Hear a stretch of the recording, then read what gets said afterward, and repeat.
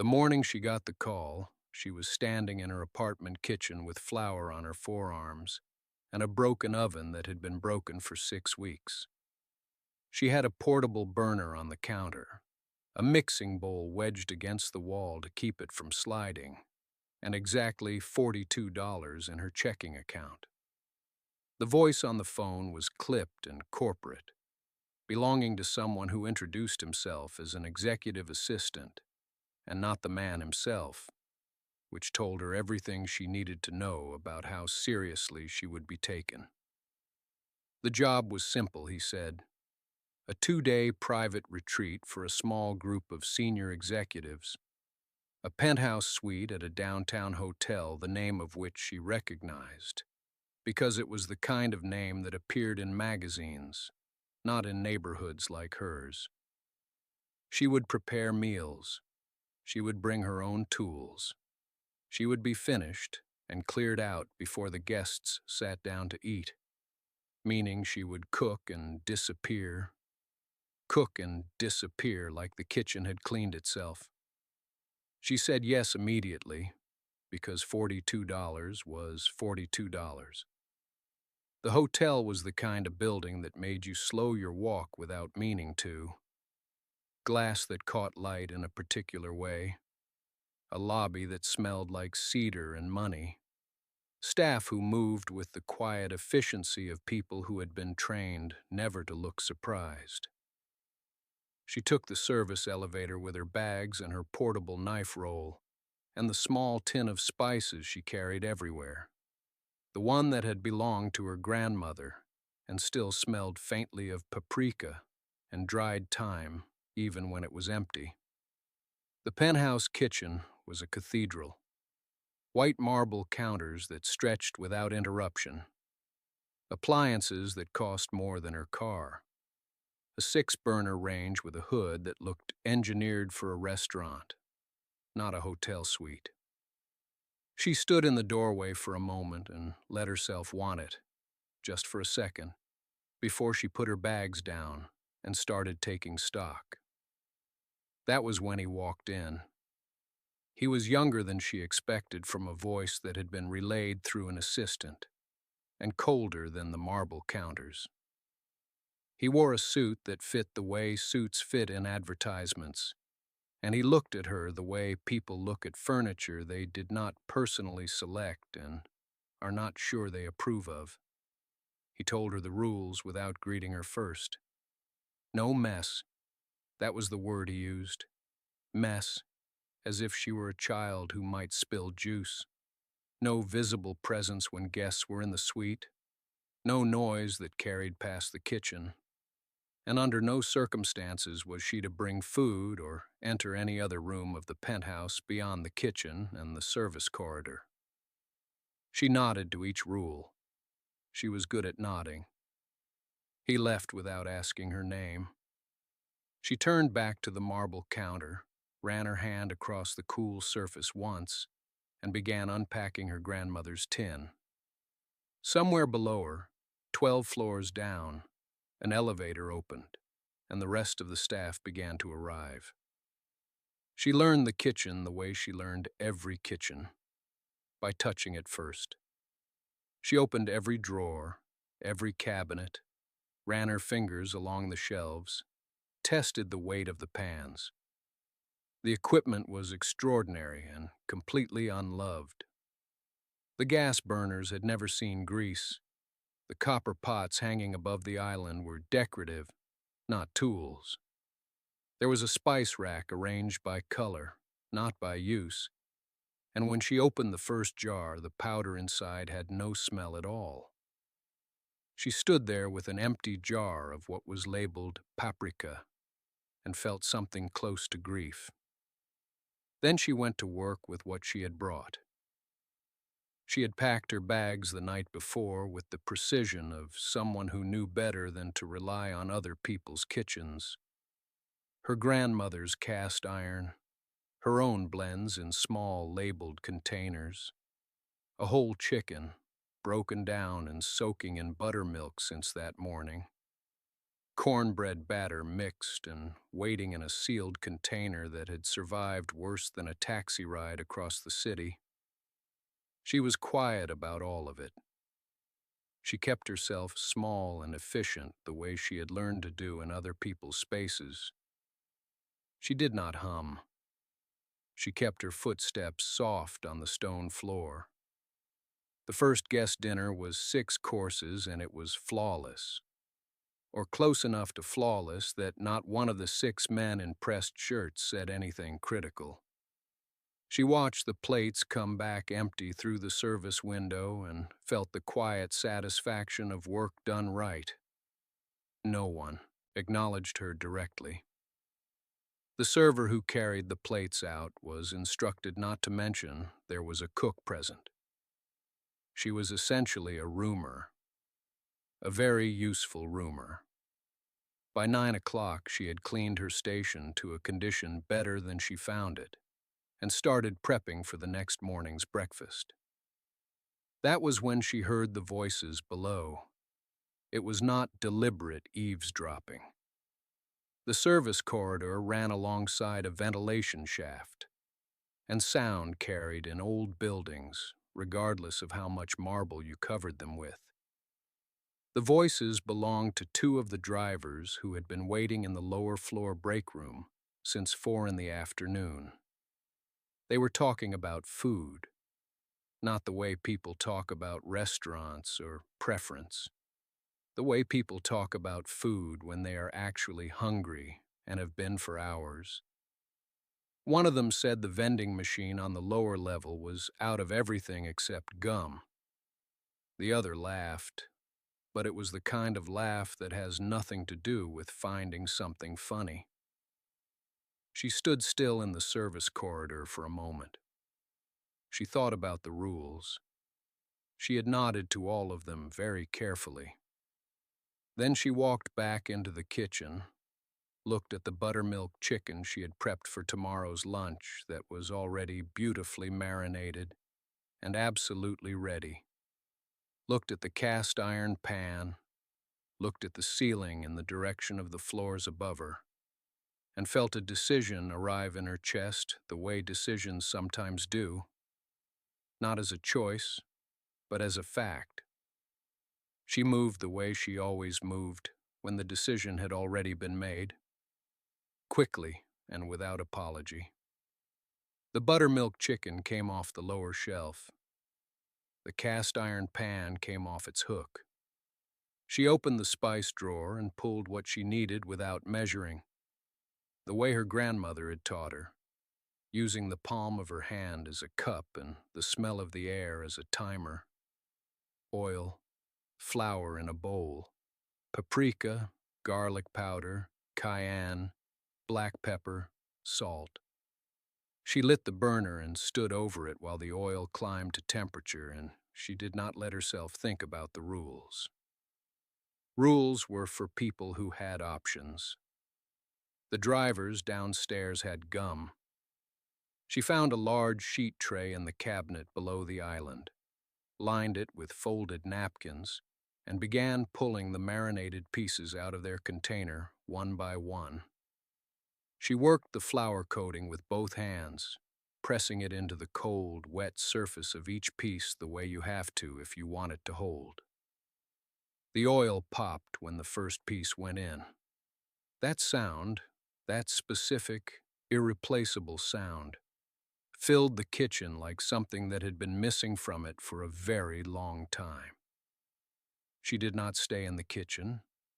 This was the part she had not planned exactly, but that somehow did not surprise her when she arrived at it.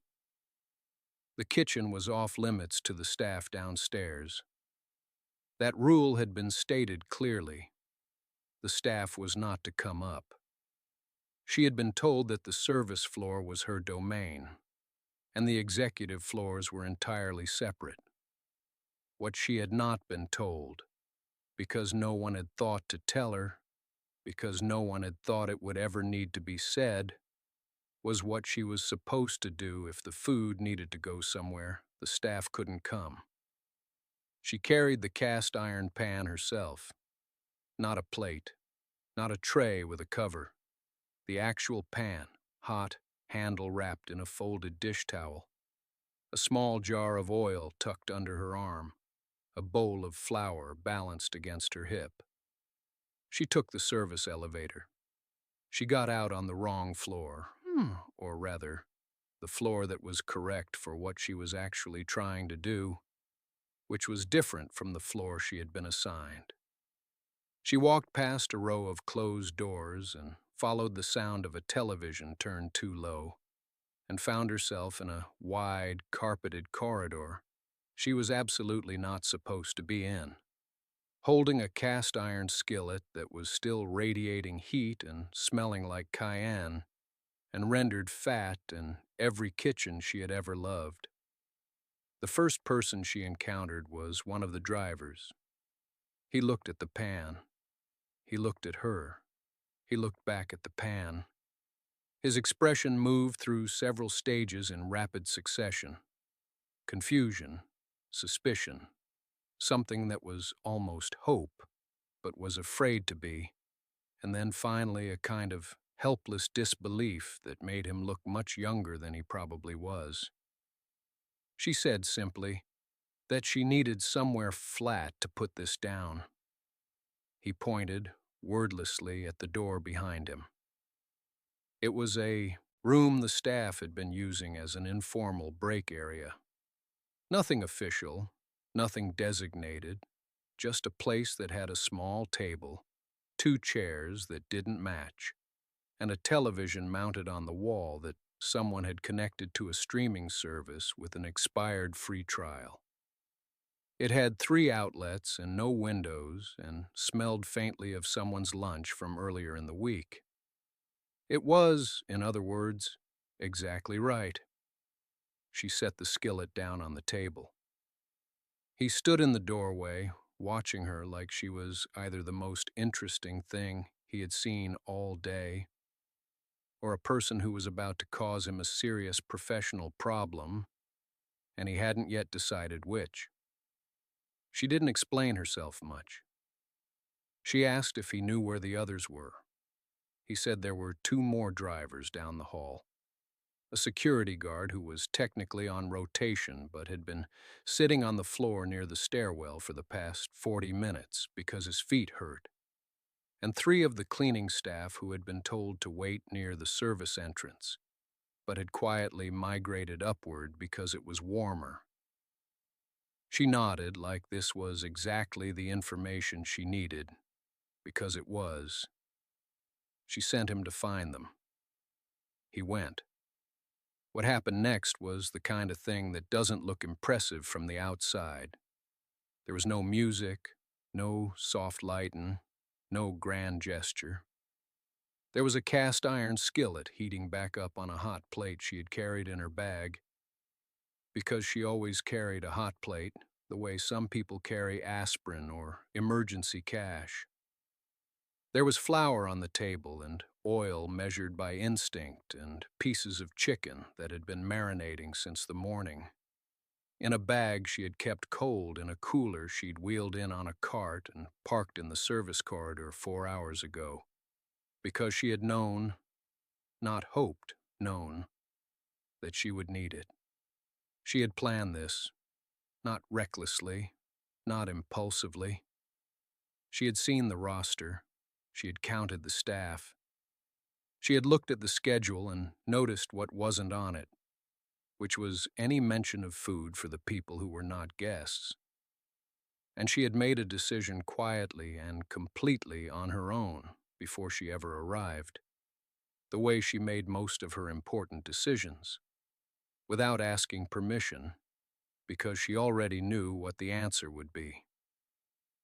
By the time the driver came back with 5 people behind him, the first pieces were already in the oil, and the sound of it, that specific, irreplaceable sound of something cold, hitting something very hot and transforming instantly into something else, filled the small room and moved out into the hallway, and made 2 of the cleaning staff stop walking because their bodies recognized it before their minds did.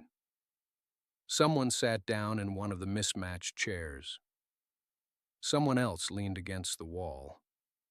The security guard took off one shoe and rubbed his foot. She didn't look up from the pan. She was just beginning. She cooked the way she had always cooked, which was with her whole body and no sense of performance. Her left hand moved the pan. Her right hand turned the pieces. Her hip knew when to shift, and her wrist knew when to lift, and her nose knew things her eyes hadn't confirmed yet. The room was small, and the heat was building, and none of that bothered her. Small rooms and high heat were the conditions she had learned in. The kitchen of her grandmother's house, where 3 people could not stand side by side, and the stove ran hot on the right and cool on the left, and you compensated for it without thinking, because your hands had already memorized the correction.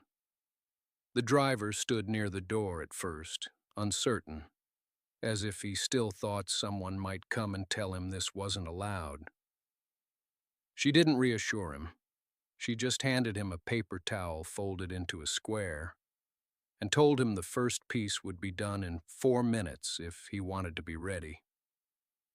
He took the towel and held it, and something in his posture changed. The way people change when they've been handed something with the expectation that they're capable of receiving it. By the time the oil was popping in its second rhythm, the one that meant the crust was setting, 3 more people had come in from the hallway. She hadn't invited them. Sound had. A woman in a gray uniform sat on the edge of the single bed and pressed both palms flat against her knees, the way people do when they are tired in a place that goes all the way down into their bones. A young man who couldn't have been older than 20 stood against the far wall with his arms crossed, trying to look like he wasn't hungry, failing completely.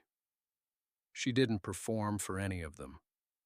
She didn't narrate or explain or make it an occasion. She just cooked. And there is something in the presence of someone who knows exactly what they're doing that calms a room without requiring anything from the room.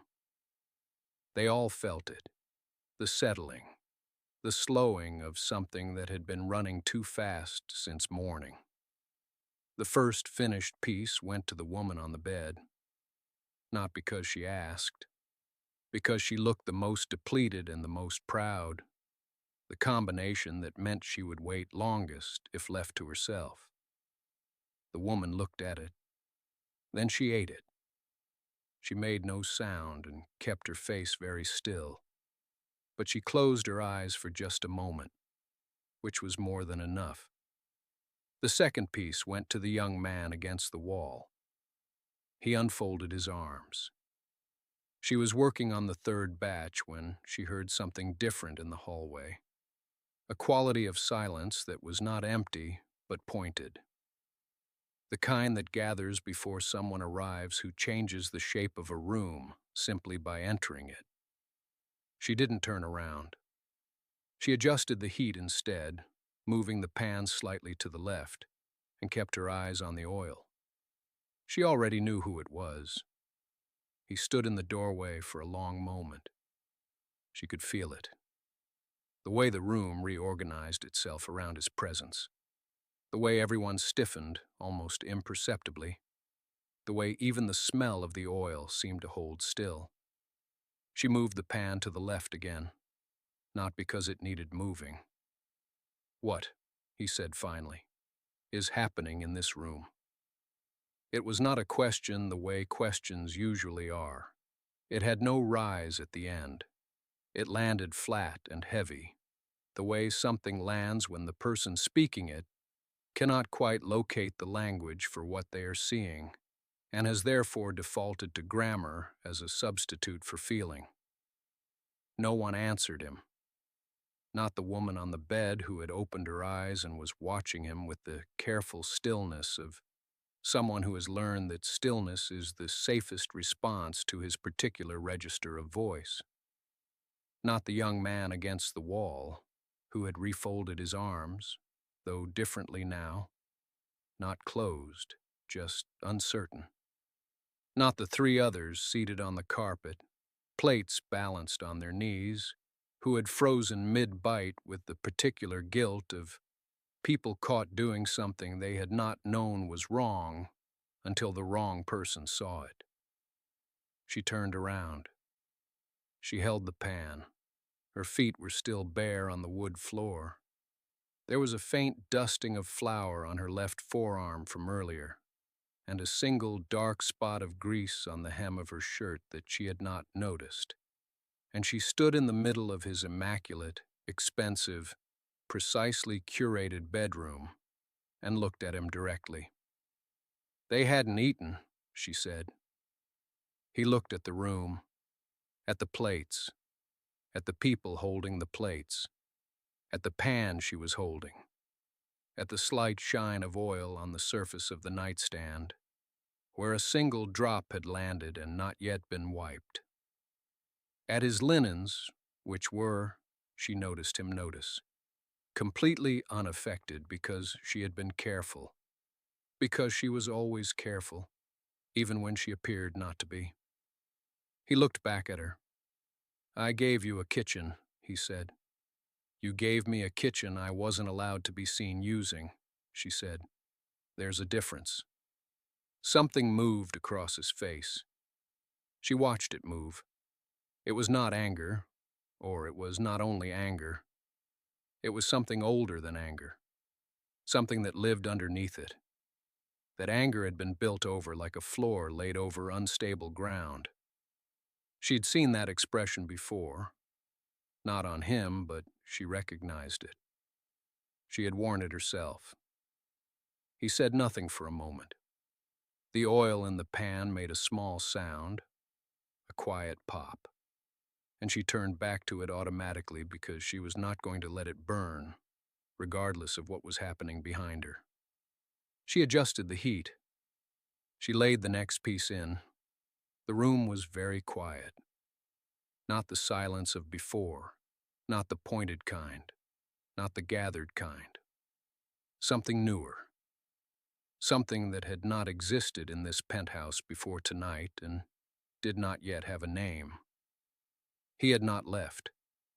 He stood in the doorway of his own bedroom, and he did not leave. She was aware of him the way you are aware of weather, not looking directly at it, but feeling it on your skin, adjusting to it without deciding to. She turned the piece of chicken. The crust had come together the way she wanted it to, the kind of golden that held, that did not give way under the slightest pressure. She had learned that from watching her grandmother, who had learned it from watching hers, and this knowledge had traveled through women who never owned anything resembling a penthouse to arrive here, in his bedroom, beside his bed, on a skillet that had touched more suffering than any piece of furniture in this room had ever known. He finally moved. Not toward her, not away. Sideways, into the room, until he was standing beside the narrow stretch of wall between the window and the armoire. Like someone who could not decide whether they were staying or leaving, and had chosen, for now, the middle option. "You knew they hadn't been fed," he said. It was not a question, but she answered it anyway. "I knew the moment I walked in. You can tell. People get very quiet when they've been hungry too long. Not loud. Quiet." He was still watching her hands. She had noticed that about him. In the moments when he wasn't guarding himself, he watched her hands. There was something almost careful about it, like watching a thing you did not understand but did not want to stop. "You could have said something," he said. "You could have told someone." "I did," she said. "I told your kitchen what to do. It did it." Something moved in his jaw. Not a smile, not exactly, but the ghost of something that could become one under different circumstances. She laid the last piece down. The oil settled around it in a low, contented sound, and she lowered the heat because this one needed more time, and she was not going to rush it because of the company. "The woman you hired to organize the event," he said after a moment. "She's going to tell me this was a liability, that the grease will clean," she said. "I know what I'm doing. You're doing it in my bedroom. You closed the kitchen to me." He was quiet. And then, because she had been watching too, even when she appeared not to be, she turned and looked at him directly. He looked, in that moment, less like a CEO and more like someone who had built a very large structure around himself a very long time ago, and was only now noticing how much of his own air it was consuming. "Why does it matter to you," he said, "whether the drivers ate?" She held his gaze. "Because they're people," she said simply. "And people don't stop being hungry just because they're standing in a building that's nice enough."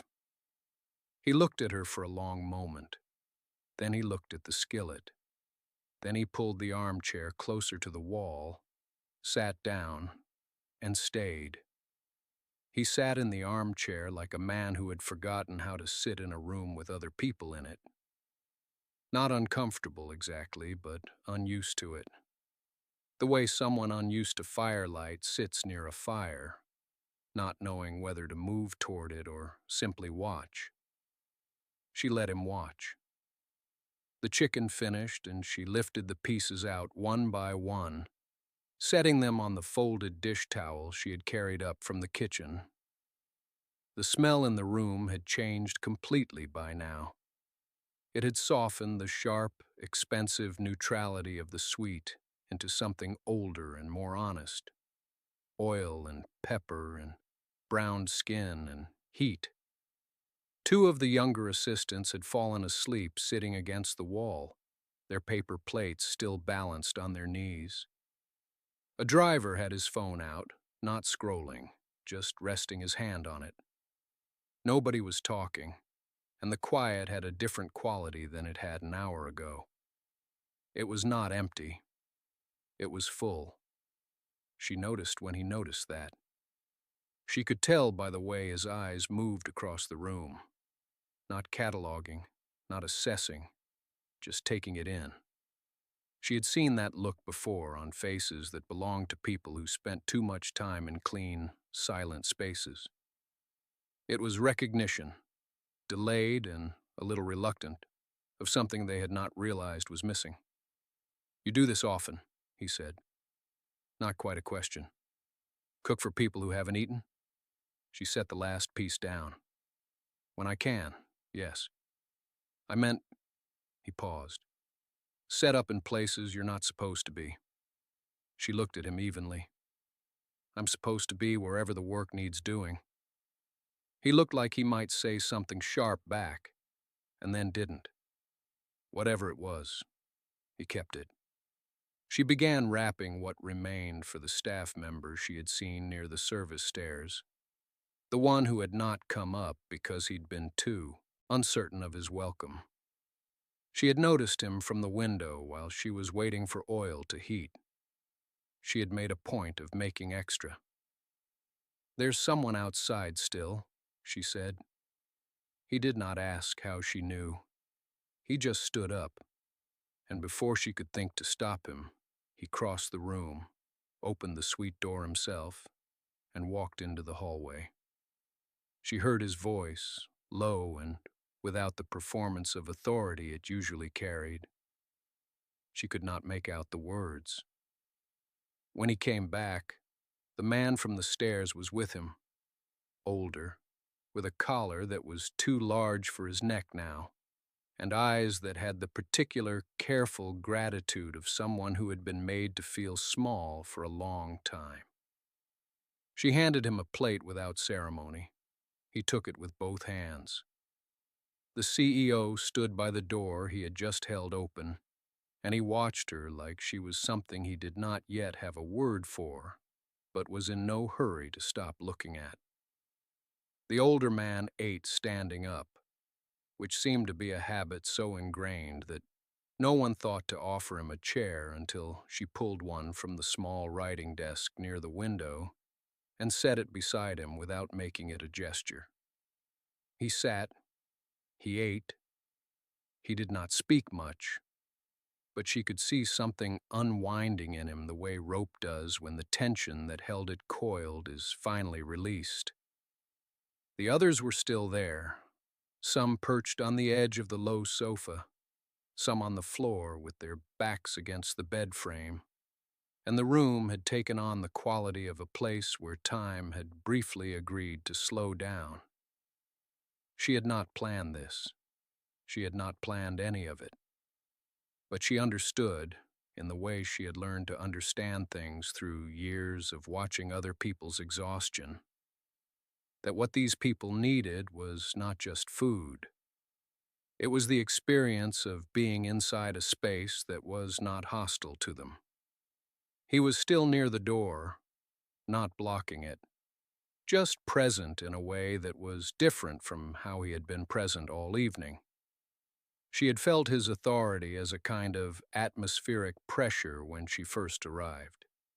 The sensation that everything in a room adjusted its posture when he entered. That pressure had not vanished, but it had changed in quality. It was quieter now, less certain of its own usefulness. She began clearing the skillet from the nightstand, folding the cloth she had used to protect the lacquered surface, gathering the small debris of a meal made outside its proper place. He moved before she could ask, picking up the cast iron handle on the other side without being directed, and together they carried it back toward the kitchenette alcove near the suite's entrance. Their hands did not touch, but they were close enough that she was aware of the warmth of him in a way that had nothing to do with the stove. "You do that a lot," he said. She looked up. "Do what?" "Notice people who haven't announced themselves." She considered this. The man on the stairs. The way she had told him without theatrics. The way she had simply registered that someone was there and had acted on it as though it were the most natural thing. "Someone did that for me once," she said. It came out more simply than she intended, but she did not take it back. He set his end of the skillet down with unusual care, as though he was thinking about something else while his hands did the work.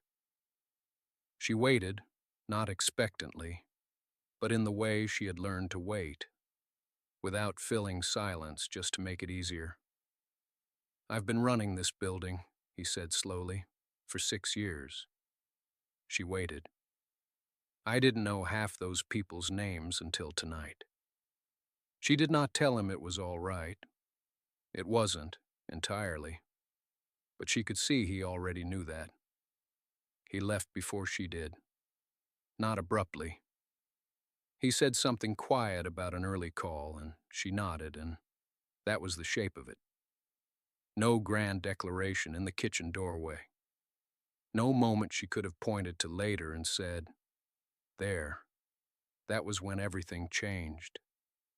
Just the soft sound of his footsteps moving away, and then the larger silence of the penthouse settling back into itself around her. She finished washing the skillet alone. It took longer than it should have. The cast iron was heavy, and her arms were tired from the kind of tired that comes not from labor, but from feeling too many things in a single evening. She dried it carefully, set it back where she'd found it, not in the bedroom, which she had quietly restored to something approximating order, but on the stovetop, where a skillet belonged. She gathered her things, bag, coat, the small jar of remaining spice blend she always carried, because she had learned not to trust other people's pantries. At the elevator, She pressed the button and waited. The doors opened. She stepped in. And then, because she was the kind of person who looked back, not out of sentimentality but out of habit, because she had always believed you should leave a place better than you found it and wanted to be sure, she turned. The penthouse looked different than it had 7 hours ago. Not physically. The marble was still cold and perfect. The furniture still severe and beautiful and unused. But there was something in the air now. Warmth, maybe, or the memory of warmth, which is not the same thing but is sometimes enough. She thought about the man on the stairs, about the look on his face when he had said I didn't know half those people's names, about the fact that he had said it at all, which had cost him something. She could tell by the way he had held the skillet, like he needed something to do with his hands while the admission moved through him. She did not feel sorry for him. Pity would have been the wrong thing, and she had too much respect for both of them to offer it. She felt something more complicated than pity, and something simpler than love. And she suspected, standing in the elevator as the doors slid closed, that she would be thinking about that combination for longer than was probably sensible. She went home to her apartment, which was small and imperfect and entirely hers. She slept well. 3 days later, a message came through her booking platform. No preamble, no pleasantries, a date, a time, a note at the bottom that said only, "Staff meal for 12. You decide the menu." She read it twice, then she pulled out a notepad, the one she kept for moments when something felt worth writing down, and began. Not with a dish. Not yet. She wrote. Someone noticed. And then, beneath it, noticed them back. She underlined it once, closed the notepad, and started planning what to cook.